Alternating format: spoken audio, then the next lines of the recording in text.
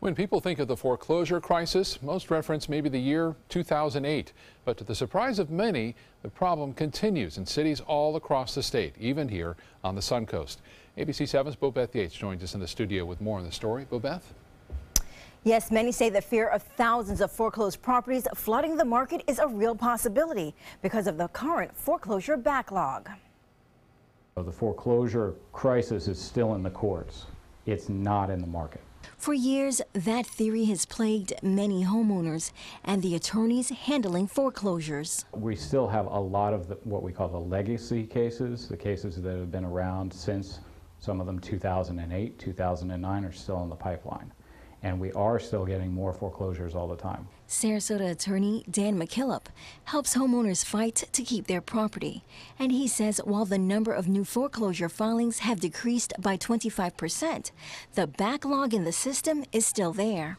3 or 4 years ago, they had funding to have a lot of extra judges to push these cases through fast. They don't have the funding to push the cases through fast anymore, and the cases that are around are the most complex. They can't go through fast. The result has left thousands of properties in the foreclosure process.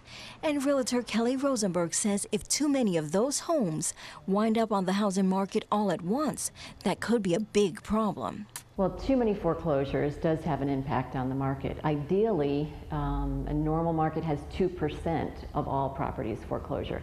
Rosenberg says at the height of the crisis, foreclosures made up about 35% of the housing inventory.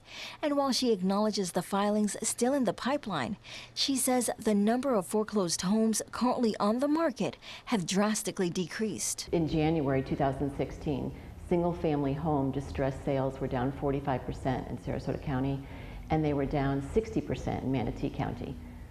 So we are heading in the right direction. According to Realty Track, the foreclosed home figures are also down when January 2016 is compared to January 2017. And McKillop says if the courts continue to struggle to push those cases through the foreclosure process, the housing market will remain stable. The cases that we have right now are going to trickle through. We don't expect a huge flood the way that we had over the last 3 or 4 years.